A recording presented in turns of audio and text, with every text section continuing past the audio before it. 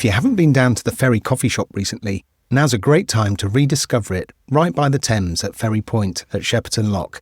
It's one of those places that makes you slow down a little. Great coffee, tasty food, freshly made cakes, and a riverside setting that feels like a small escape without leaving Shepperton. It's perfect for a client meeting, a midweek catch-up with a friend, or simply somewhere to sit with a coffee and watch the river go by. If you're planning a coffee this week, make it by the river. Head down to the Ferry coffee shop at Shepperton Lock and see what you've been missing. You can find opening times and more details at ferrycoffeeshop.com. Hello and welcome to the Sheppertonian. I'm Gareth and this is the local podcast bringing you stories, voices and events from in and around Shepperton. This is a special one. It was recorded in front of an audience as part of the Sheppertonian Live at Bishop Duppas Bowls Club, our evening of 2 live podcast recordings, and this is the second of those conversations I wanted to share with you. The first was with Dick Gregory, chair of the Village Fair Committee, so all in all, about as Shepperton as you can get really. Village Fair, Shepperton Studios, Bowls Club, locals, brilliant. It was a top night and I hope to do it again sometime. Before we get into it though, a quick thank you to the local businesses backing the Sheppertonian through the Business Club. Their support is what keeps these stories coming, honestly. If you have been on our socials lately, you'll have noticed the reels are reaching some really big local numbers right now. So if you run a business and you'd like to get in front of an engaged local audience, the Business Club is a good place to be.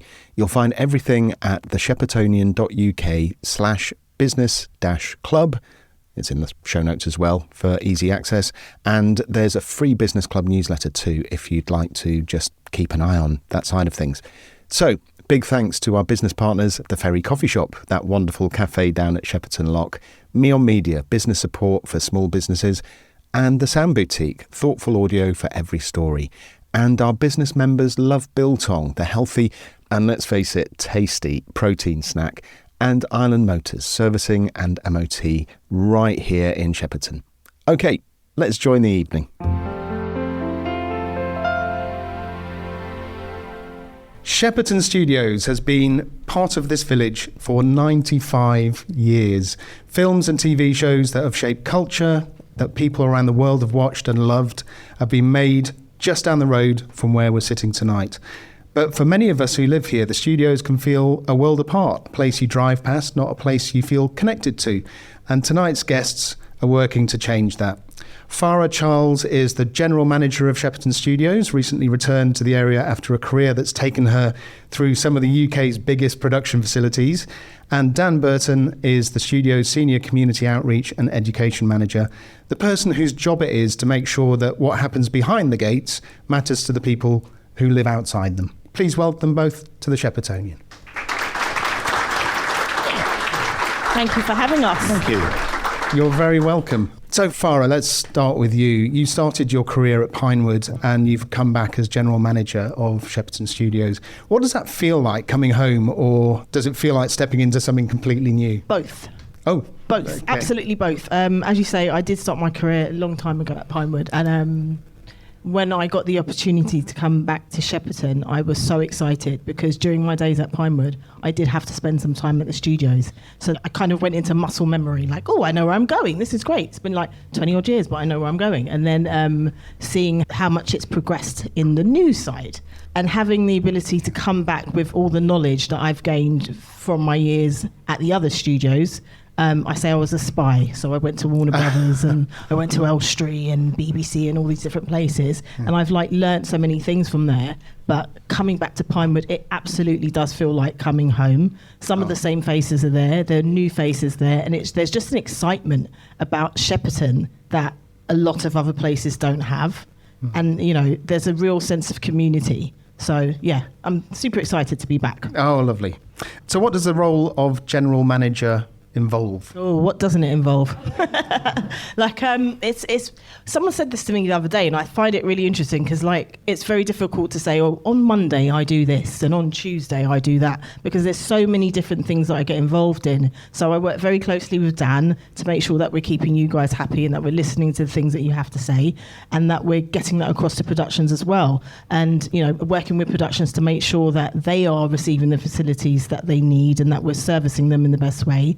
and making us the best studio in the world. You know, we're the second biggest studio in the world, people. That is a massive achievement to have right here in Shepperton.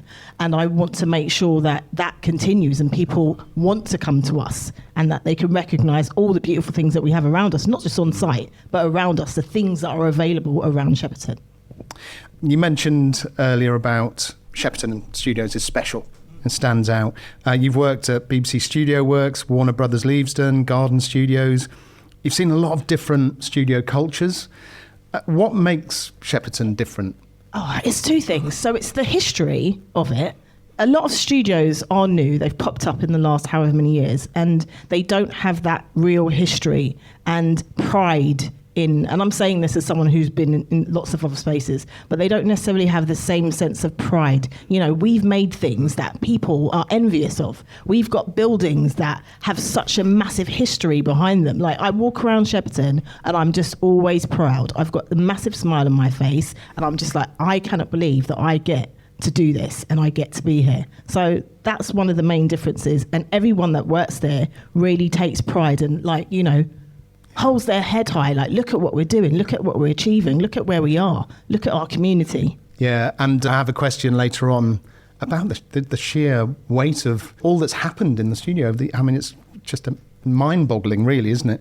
And it's only been a few months, so what surprised you about the role so far? Yeah, 4 months, everyone. Do you know what? What surprised me is how easy it's been for me to slip in, and that's a credit to not only the people that I work with, not only the studio themselves, but, like, I've met some of the residents, I've met, you know, some of the local community, and just driving into work and everything like that, it just, again, it feels like coming home. I'm just excited for the future, and I'm just excited, as I say, to have the opportunity to be there. Yeah. Lovely, lovely. Dan, let's turn to you. Your title, your long job title, is Senior Community Outreach and Education Manager. So for people who might not know what that means day to day, what does that job look like? I don't know what it means. It means he's the man that does everything. Yeah, I my job, much like Farrah, is different day to day. I work across the group as well, so I'm split my time between Shepperton Studios and Pinewood Studios. And it may be one day I'm organising an event for a community group to come in and use one of our spaces, or I'm meeting councillors, I'm meeting local residents, I'm speaking at a resident association meeting. It just varies so much, and that, again, is why I love it, because no one day is the same. So how did you end up in the role? What drew you to the community side of a film studio? Great question. I've lived in Shepperton for 20 years, and, you know, much like a lot of people, when you alluded to at the beginning, you know, I used to walk past the studios and sort of try and peer over the fence and sort of see what was going on inside. It's a lot more difficult now to do that. And, you know, there was always that wonder, that mystique of, will I ever do that? And I never actually thought I would. So I went into teaching randomly and spent 20 years in secondary education. And then just a role came up that suited me, because I just love working with people. And I'm a people person. For me, everything we do is about relationships, absolutely everything. Whatever business, whatever background. And that for me was key. And the role came up and I took it, essentially. Fantastic. Farrah, let's go back to you, because this is the Shepperton's 95th year, an amazing feat. And again, as I was saying, when you think about the sheer volume of film and television that's been made on that site, A, I guess, what does that feel like to be a part of? But B, are there any productions or moments in the studio's history that you find particularly remarkable or close to your heart? I'll go for B first. Okay. So, and Dan, feel free to answer that. One as of the well. first films I ever saw in the cinema was Superman. My mum took me to the cinema to watch Superman, and to be in a space where that was made blows my mind. Every day I'm like, look at what I get to do. So that's B. What was A again? Yeah, A is really, what does it feel like to be part of an institution with the sheer weight of what's been made there? There's a lot of responsibility, because I feel like I want to keep it safe. It's a treasure. It's all of our treasure. And I want to make sure that it isn't taken for granted, and I want to make sure that it doesn't fail us.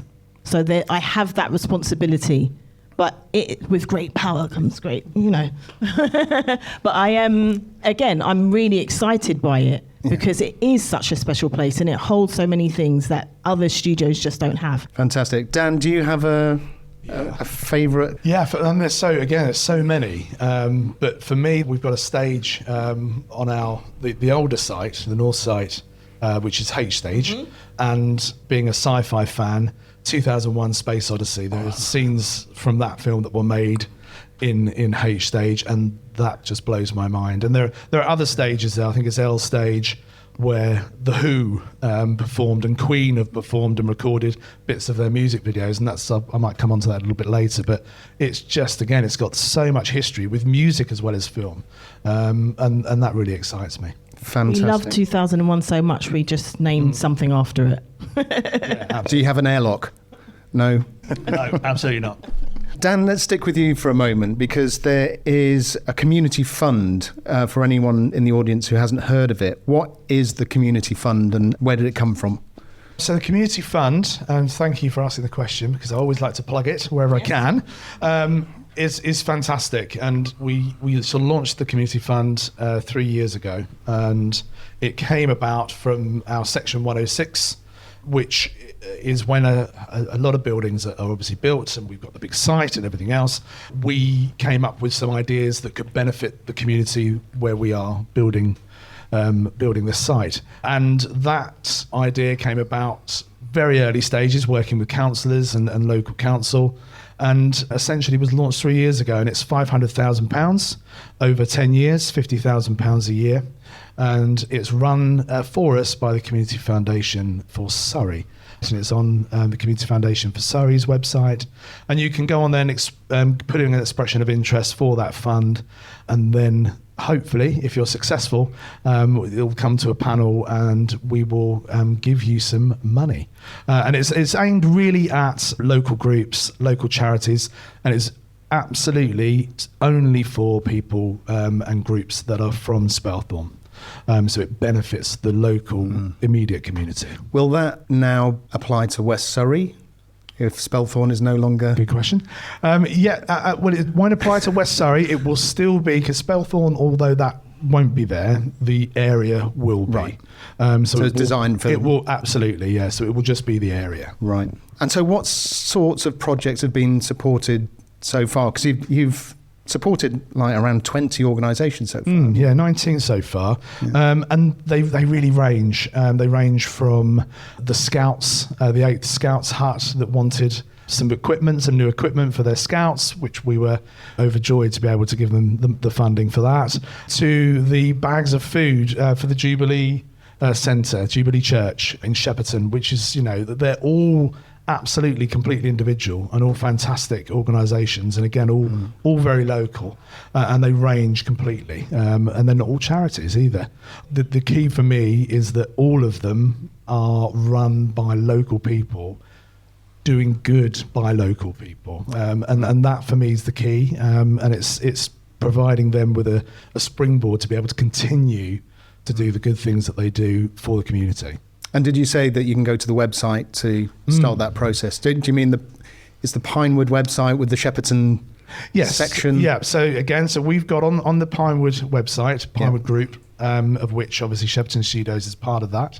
You can go on there and there's a community section for Shepperton. On there you'll find links, you'll find latest news, you'll find meetings that I hold once every 4 to 6 weeks at the studios, like a drop-in meeting, which people can come to and talk to me about the community fund and anything else they want to discuss. And that becomes a little bit of a networking evening as well, doesn't it? Absolutely, yeah, absolutely. Which is great. So you can find it on our website. You can also find it on the Community Foundation for Science. Yes. And there's also an education strand to that fund, to the community work. How does that differ from the community fund? And who's that aimed at? So that's aimed at schools, essentially. Right. Education providers, I should say, because we have awarded to SATRO, which is a group that go around and provide education in different areas of Spelthorne.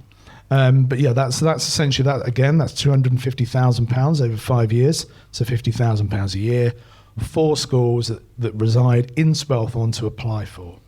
And loosely, again, it's very broad, that funding, but loosely targeted at young people that will be getting from it some sort of media or film experience. So I'll give you an example. Littleton Church of England School, that sits right on the corner of the roundabout on the part of our estate, studios site. They applied, were successful, and what they got out of it was, and when they applied for it, they came and spoke to me. They wanted a huge outdoor space that was going to look like a ship. And it was just a play area. And what they did, they tailored their application so that was going to be a performance space as well. So, you know, if you think very cleverly about the way that you apply, it can really benefit you. Fantastic. If you're running a small business and feeling stretched, this might help. Meon Media is a small business support partner based here in Shepperton, offering flexible support to help you stay organised and keep things running smoothly. They can manage your inbox and diary, handle client communication, take care of invoicing and follow-ups, and help with day-to-day admin. All of this can be tailored to what you need each month. It's like having a reliable extra pair of hands without taking on a full-time employee. To find out more, visit meonmedia.uk or email danielle@meonmedia.uk.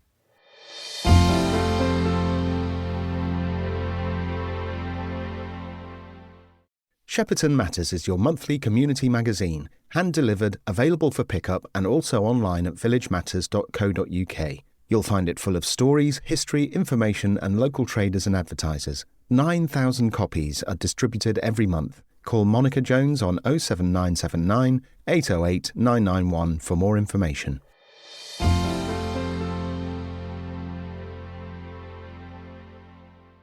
Shepperton Studios has been part of this village, like we said, for 95 years, a big year. It can feel like two separate worlds with, you know, driving past the gates. You bridge that gap by lots of community things going on, also sponsoring events. What kind of things, what kind of organisations have you been involved with on that side of things? Shepperton Village Fair and the Big Tree Nights, two of the jewels in the crown, as far as I'm concerned, of Shepperton life. But everything really. So we have residents associations that come to us for funding for individual events that they do. We have charities that the young man in the back there that came to me last week, and we're holding a screening for their charity as a bit of a sort of a fundraiser. So we will help really as much as we can possibly do for as many different groups as possible. But, you know, it's not limited to any one organisation, and we try our best to sort of mix it up as well. So we're not just helping the same group every year. We're trying to sort of spread the love a little bit. Yeah, lovely, lovely. So what excites you most about what's ahead? Okay, so I grew up in London, and I've always loved film and television, and I was very close to Television Centre. And for me, that life seemed like something I couldn't touch. You know, I didn't know anyone that worked in the industry. As Dan said, the gates seemed to be closed, you couldn't get in. What excites me for the future are community projects like Dan does, like the education and the community and those sorts of things. Because what we're saying is, and what we're recognising is, this industry that we're fortunate enough to be a part of needs new blood. So there's people around that see Shepperton and they feel like they don't know how they can get in. There's communities that, you know, there's businesses that don't know, that it feels very separate to. What I'm trying to do and what Dan is trying to do is to integrate that slightly. So some of the things that we're working towards is ensuring that productions that come in understand what's available off-site. You know, these are the wonderful things that are available. We don't have that service, but you can get that here. You've only got to speak to these people. So making sure that there's that line, you know, talking to the youth of today and saying, do you want to come and see what a studio looks like? You know, there's ways that they can contact Dan. We run schemes where you can become a runner and you can be integrated into lots of different ways. And in the 4 months that I've been here, I can already see that there's massive things that we're doing. Yeah. And I want that to continue. We've got lots of, I'm going to jump in, absolutely, that we already do so much. You know, we've got the local Spelthorne business hub that we sponsor. We've got the Spelthorne Business Plan that we're a sponsor every year. The Spelthorne Business Awards. The Spelthorne Business Awards that take place, and we are the headline sponsor of that this year. It's the last one, and I think we've been the sponsor of that since its inception. So, we're not just doing things for the benefit of us and for our internal community and the productions. We're really trying to push everything out to ensure that local businesses and the young people locally are going to benefit. Yeah. You mentioned earlier about a day you're having for the young people on Fair Day, no fights in the car park, please, on the 13th of June.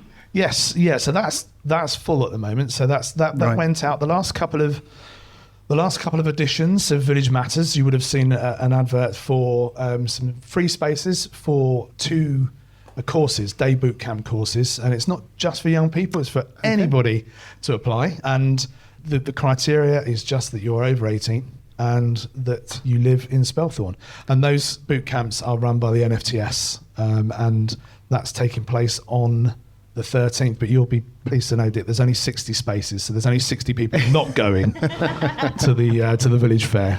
But with things like that, we speak to the productions that we have on site, and we explain to them the importance of doing these things, and they're very excited by it too. We say to them, it'd be great if we can get these people to come and see what a stage looks like. It's one thing to walk around the studio, but unless you're actually going to go inside and see what a stage looks like, you really don't have an understanding. And it just gives people a different opportunity to ask questions that they maybe didn't even think of. I do have some questions from the audience, if you're up for that. And I'll start with one from David, who's over there, which is actually related to that. David asks, Shepperton Studios is a major part of the local area and economy. Are there plans for open days, educational programs or community events so that local residents can better engage with and feel connected to the work taking place at the studios? Would that, on the 13th, would that kind of fall under that category, or are there other things? Yeah, 100% that would. There'll be 2 or 3 of those types of events that take place again at the National Film Television School, which are the best provider of training, I think, in the world. They come and will do that for us, again, for local people.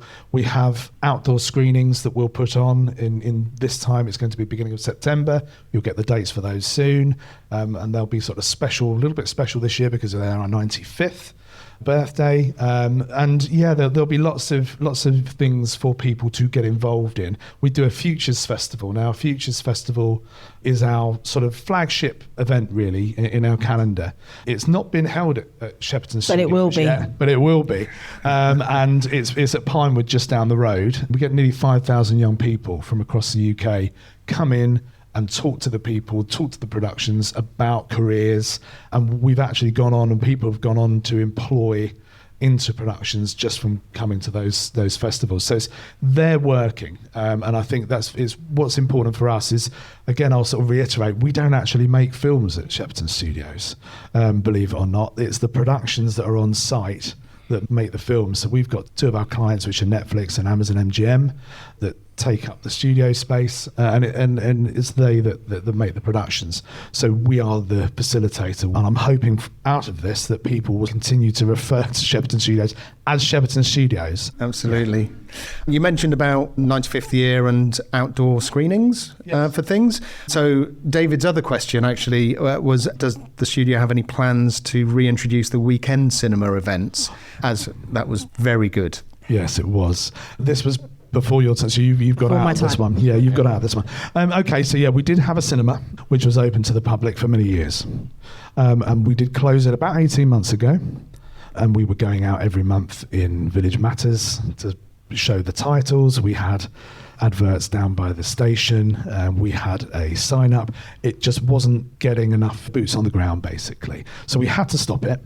Essentially, but that doesn't mean it's gone away forever, because we do hold charity screenings and we do hold outdoor screenings, as I say. In fact, last week I spoke to the gentleman at the back there about his charity that he supports, who are going to get a screening in November or December to support that charity. So I've also reached out to local residents associations who will be able to put on some screenings on sort of Friday or weekends And that's how we'll do it. And it will be a free at the point, those screenings as well. We won't be charging the public for those. They'll be free.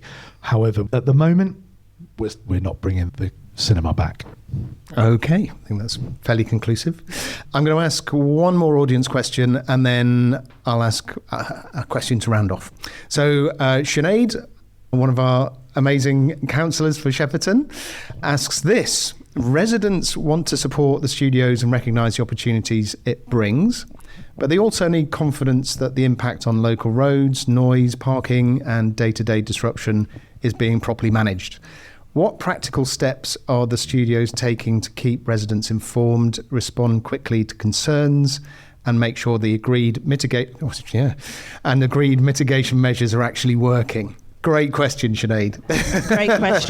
Great question. And a very important one to us as well, because as I said before, our success relies on not just us providing great services, but the surrounding community being on board as well, because it is our studio.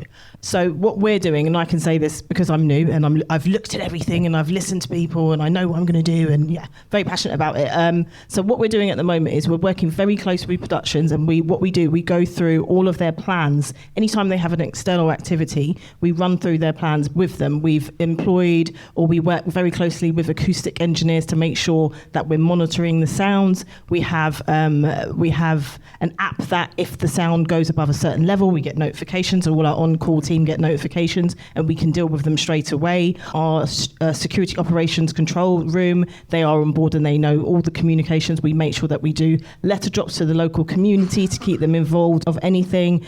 They've got Dan's number.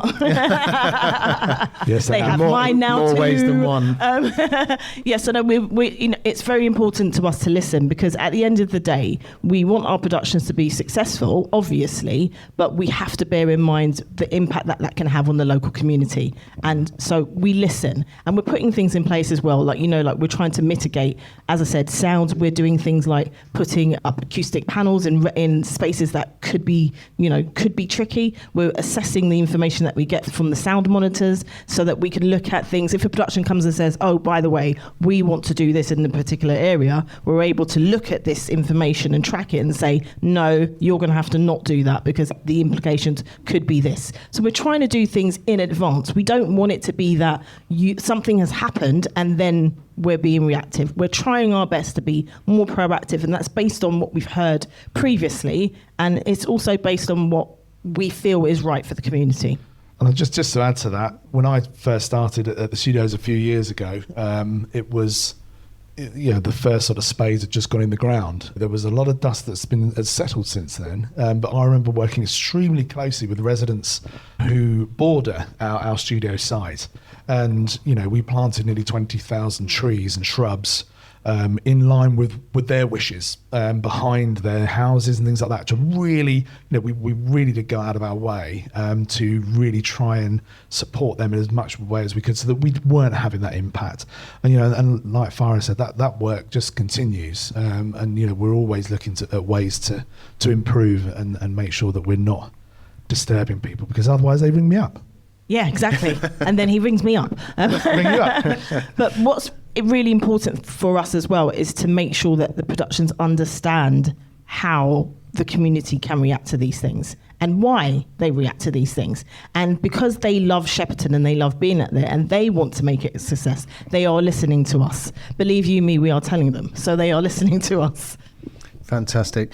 So just to round off, really, and this can be for both of you, either of you, if you'd like to answer, what would you most like people in Shepperton to know about the studios that they might not know already? That we're called Shepperton Studios. Yes. We touched on that fact that there is this, I don't want to say a disconnect, I don't believe there is a disconnect, but there is a certain mystique with the studios. I don't think that'll ever go away, and I don't think it should. Because I think, the reason we're very protective of our clients' IP is so that when you are going to the cinema or when you watch Netflix, when you turn on the telly, you don't want spoilers. You want to be surprised. You want to be excited by what you're watching. And that, for me, needs to remain. That sort of sprinkle of magic. Yeah, absolutely needs to sort of remain. And I'm sort of hoping that never goes away, really. I don't even remember what the question was. I'm so sorry. I've just gone off on a tangent. That's But also, just fantastic. to add on to that, we want you to feel proud. Like, that was done at Shepperton. We Yeah. want you to feel proud. Absolutely. Can I just tell you about the Who very quickly? Yes, of course. I've got of course. a unusual fact as well. Oh, You go I first. bet mine is better than yours. Oh, well, let's see. All right. Probably, though. Is yours about If you're safe? mentioning the Who, then of course it's It going to be wasn't better. safe. No, it's not. Okay, good. All right. Well, mine is. So, Shepperton Studios, we've got the old house there. I always tell this story if you don't know it. We've got the old house there, and the Who owned the old house and the Orangery in the 70s. And when they moved in, there was still a studios there. And when they moved in, they were rummaging around, and it is an absolute amazing, that old Yeah, house. it is. Just dozens of rooms, cellars, and We're weird still things. finding rooms. Yeah, it is. It is crazy. And they found a safe, a big, huge safe in the bottom of the basement. They managed to pull it up, got it outside, and they tried to open it. Couldn't open it.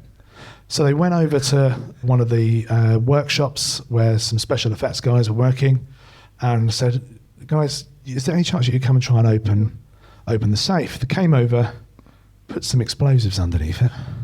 As you do. As you do, back then. Not like that now, by the way, rest assured. Lit it, took cover, blew the thing out of the sight, and it was never seen again. And that's my story about the Who. So somewhere, probably in the River Ash, is an old safe, and goodness only knows what's in it. So if you bring the safe back, there's a prize, I presume? There's a prize for the safe, and it's inside the safe. Ooh. Okay. What's your? Yes, No, you have a mine's story really as well. boring. So I'm actually, No. but I think that's a good way to end. Mine was boring.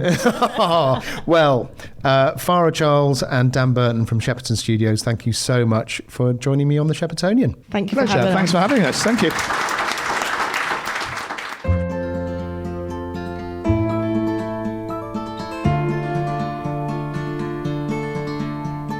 That was Farrah Charles and Dan Burton from Shepperton Studios, recorded live at the Bishop Duppas Bowls Club. My thanks to them both for such an open and generous conversation, and to everyone who came along on the night. And speaking of the community out in force, what a village fair we had this year. It was wonderful to see so many of you out enjoying it, and days like that are a real reminder of what Shepperton is all about.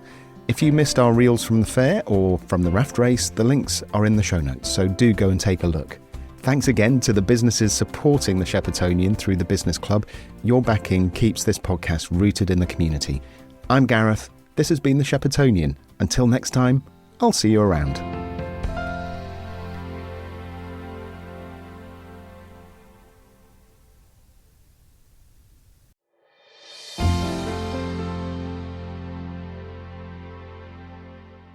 This podcast is produced by The Sound Boutique, an award-winning audio production company right here in Shepperton. It produces music for TV and brands, it fixes problem audio for a variety of clients, and yes, it produces podcasts like the one you're listening to right now, as well as providing training for people who want to produce their own.